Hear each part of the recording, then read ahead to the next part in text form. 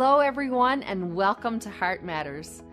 I don't know if you've noticed this, but sometimes life has a way of throwing us challenges that kind of seem like they're designed to hold us back. Sometimes those challenges come in ways that change our physical reality forever. But as we explore on this show every week, the human spirit, when guided by something greater, has an incredible capacity for resilience. Today we'll be joined by someone who defines that resilience. Brad Budden faced a life-altering accident as a child that could end up defining his life by limitations. But for Brad, instead of focusing on what was lost, he has spent his life leaning into his faith and proving that our circumstances don't dictate our purpose. On today's show, he's going to share the role that his relationship with God has played in every step of his journey. Also joining us as today's musical guest, we're pleased to have Kourtney Bingle sing a couple of songs for us. Enjoy.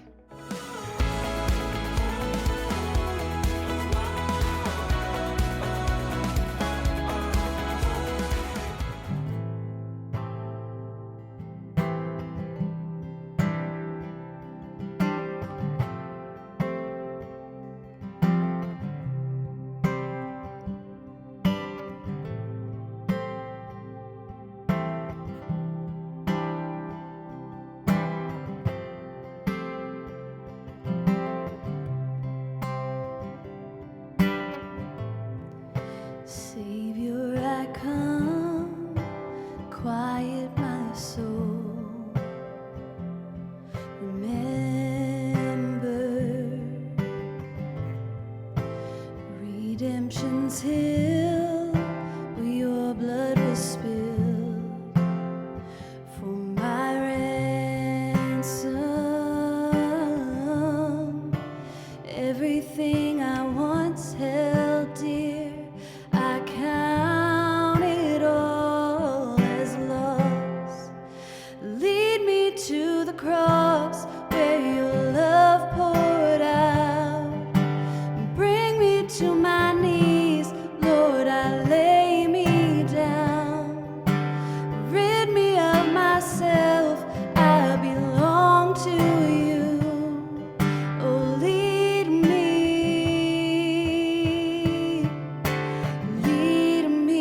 to the cross.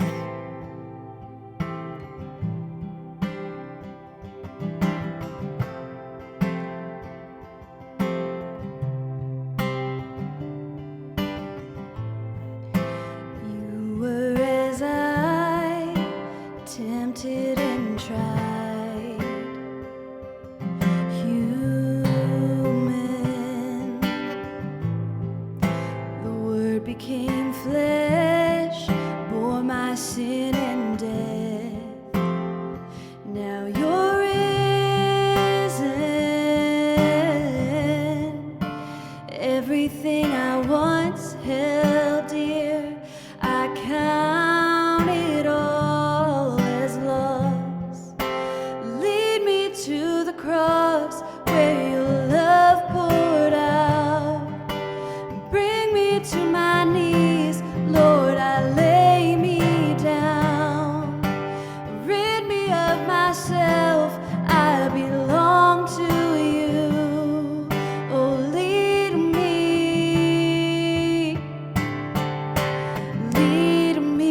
to the cross,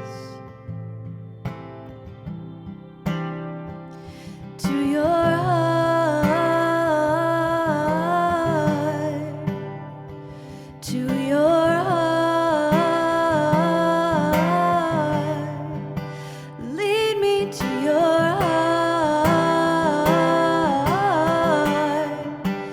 Lead me to your heart.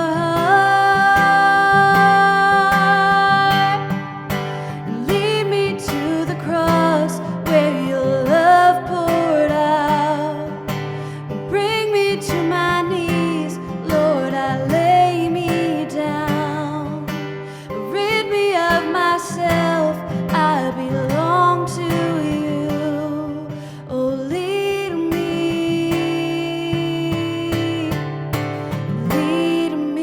to the cross.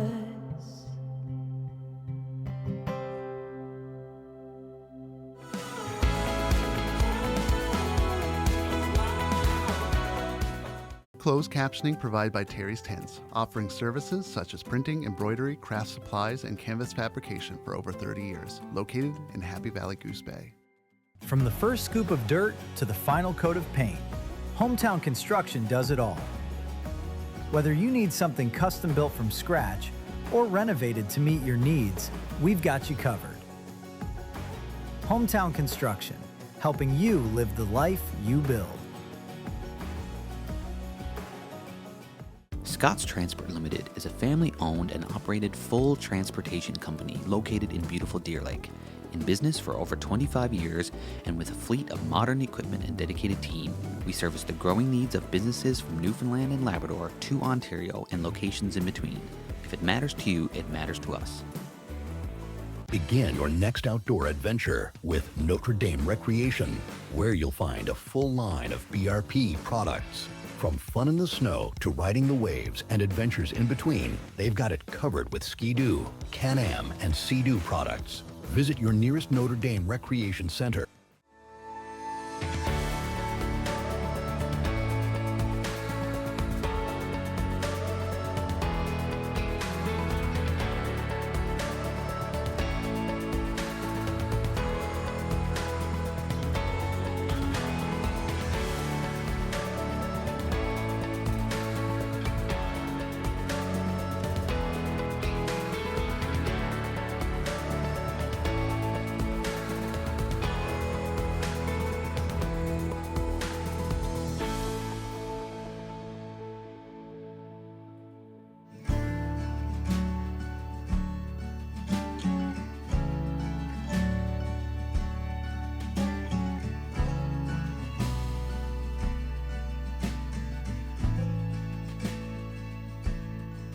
I'm Brad Budden. I live here in Lewisport, originally from Fogo Island. Me and the wife, we got married back in 2004, and we lived there for a year or so after we got married. Then we decided to move to Lewisport. It was better for my work. I got 2 kids. They're both in university now, and they grew up here in Lewisport. Lovely spot. Really like it here. So when I was a little kid, I was 6 years old. I had turned 6 on the 5th of December. And my grandfather, he used to build some small speedboats just for his own use. And he was in the process of building one. And being the first grandchild that lived nearby, I was with him all the time.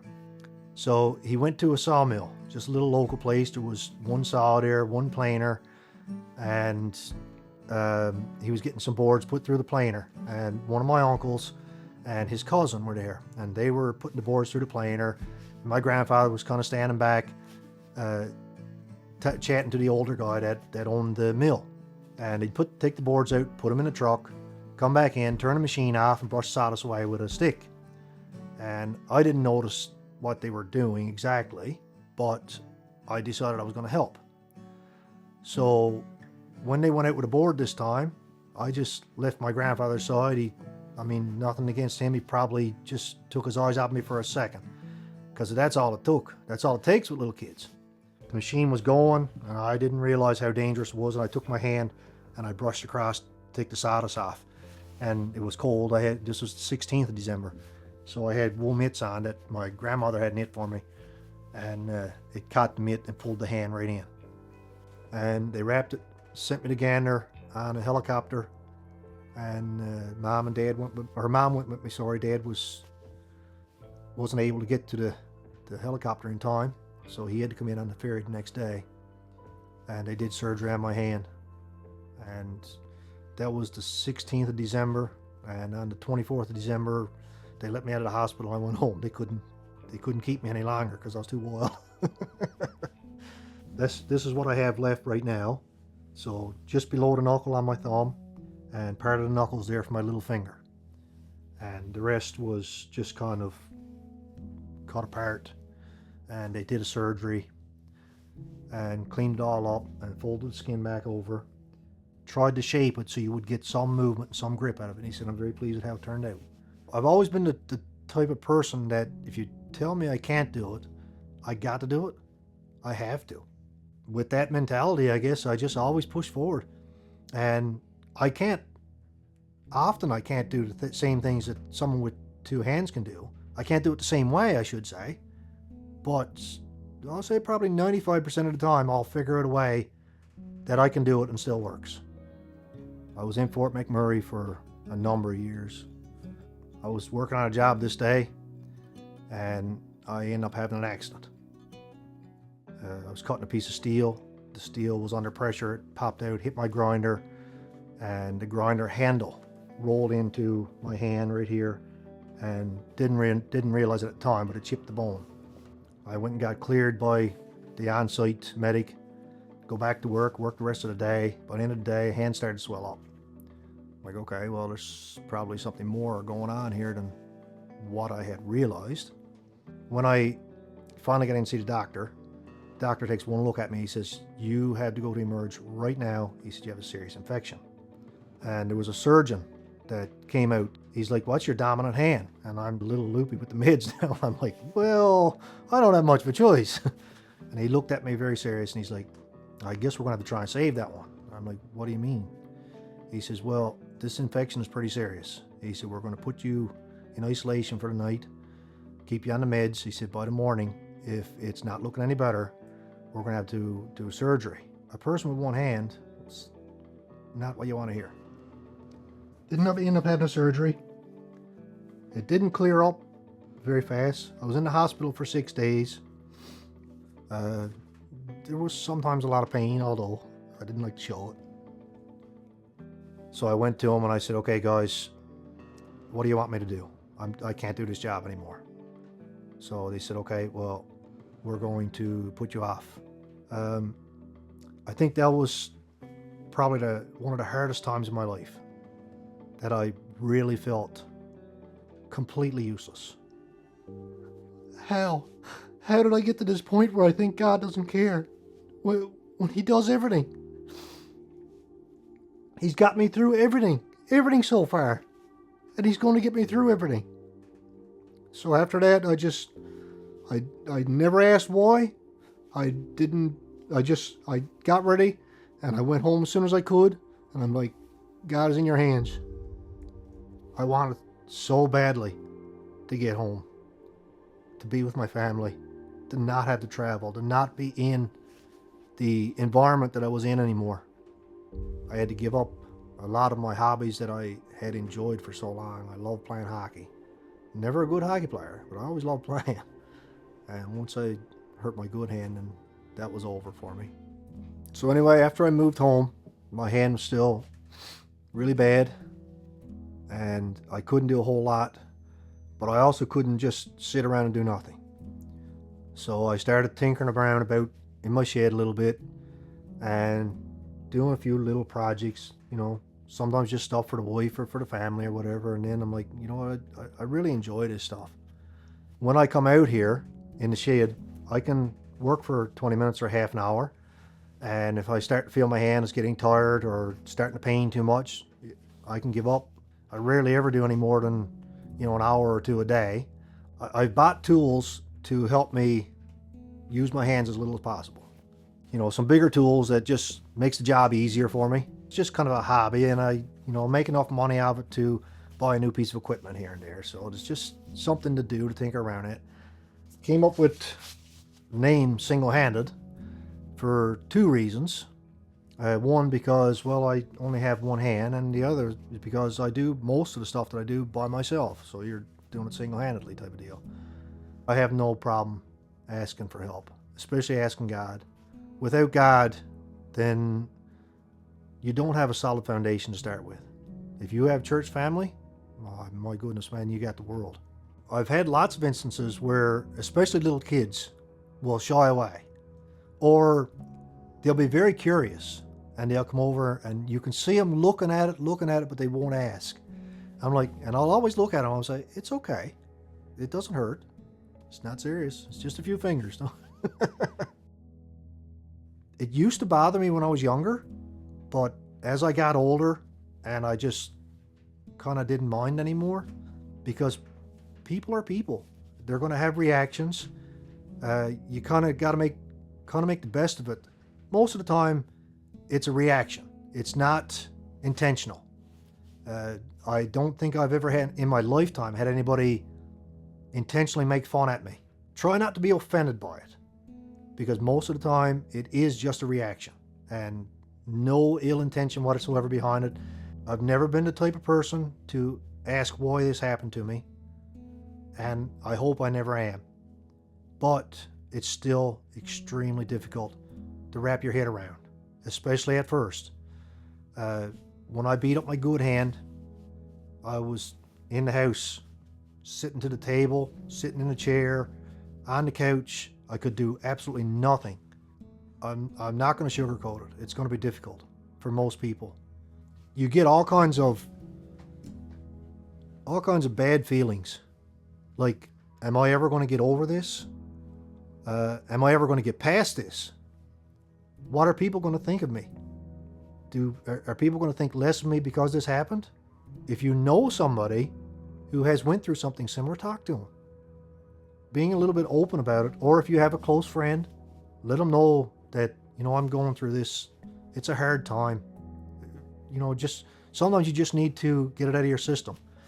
Even though they might not truly understand, they will be empathetic, and that'll help immensely.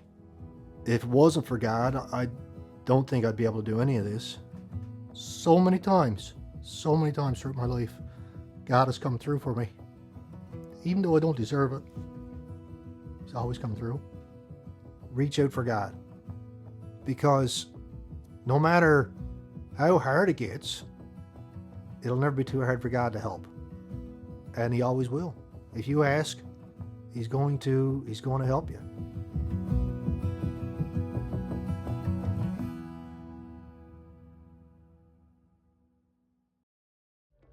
We appreciate all the people who have shared their stories here on Heart Matters over the years.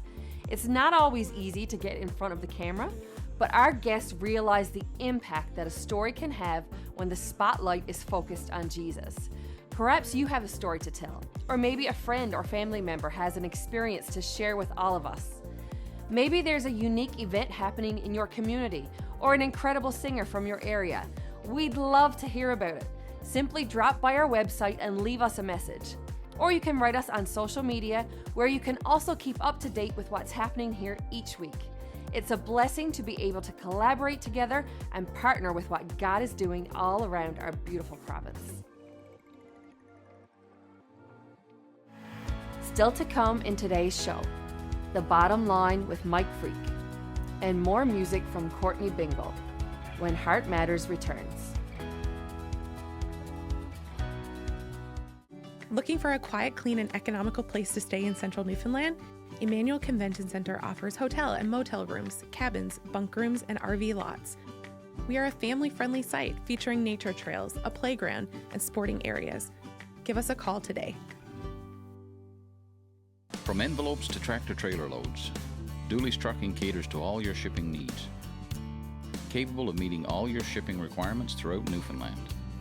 Dooley's Trucking is your choice for fast and efficient delivery. Ship with the best. Ship Dooley's. My name is Brandon Lee Mullet. I'm the owner here at Gander Appliance and Furniture, and I'd like to welcome you to our new showroom right here in Gander. We carry a wide variety of furniture brands, including Canadian-made Decorest, Canadel Dining, and a large variety of Ashley furniture. We also carry major appliance brands such as Bosch, Maytag, and Whirlpool. Come visit us at 60 Armstrong Boulevard in Gander or 1 Fairview Street in Lewisport.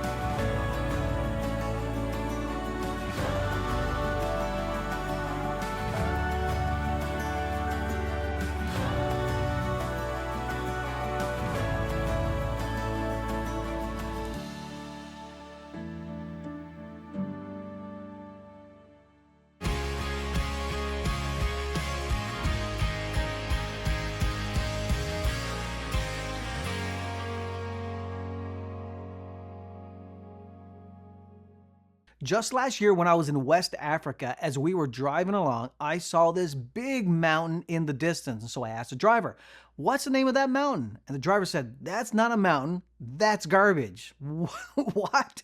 I mean, it was literally a mountain of garbage, and I'd never seen anything like it before. We live in a world that throws a lot of things away. Cracked screens get replaced, damaged furniture gets tossed out, chipped and broken dishes get thrown into the garbage, cars get wrote off instead of getting repaired.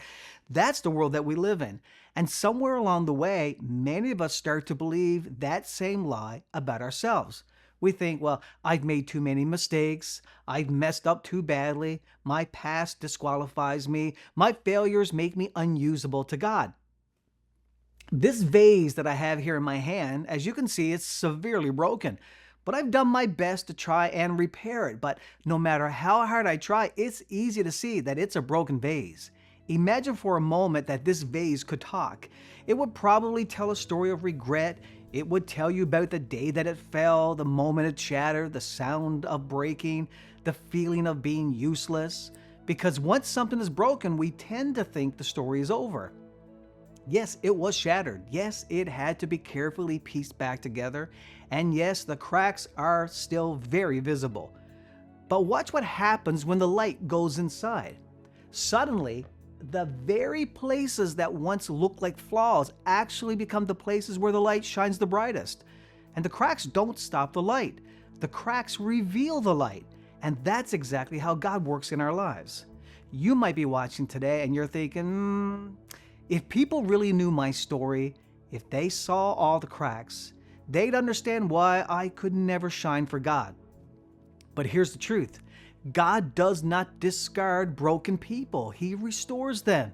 And more than that, He actually does something beautiful with the brokenness. Now, some of you, you're trying to hide your brokenness, trying to pretend that it doesn't exist. And you're trying really hard to portray the best possible polished version of yourself. And every mistake that you've ever made, the regrets that you have in your life, the consequences perhaps that you're still living with, are actually all spaces where God's light can shine to the world. And they can tell an incredible story of the grace and the love of Jesus. I mean, think about it.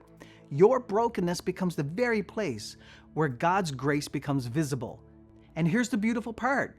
If this vase were perfect, smooth, polished, flawless, you wouldn't see the light nearly as clearly. So don't despise your story. Don't try and hide your scars.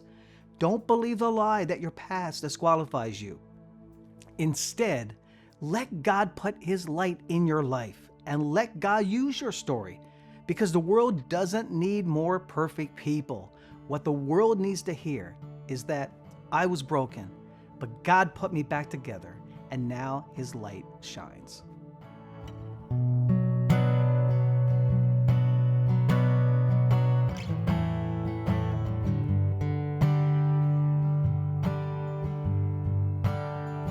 You are the medicine, the only cure to everything I feel within, redeeming what was lost and all that could have been. Oh, this is a healing kind of love. You are the truest friend, staying through the night when I was at my end, comforting my heart till it was light again. Oh, this is a faithful kind of love.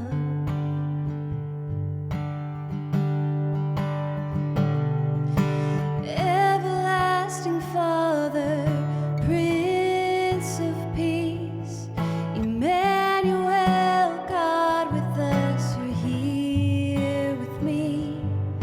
Wonderful Counselor, the government is resting on your shoulders. You are the final word. You alone decide when every page will turn. So I will trust your timing, I will rest secure.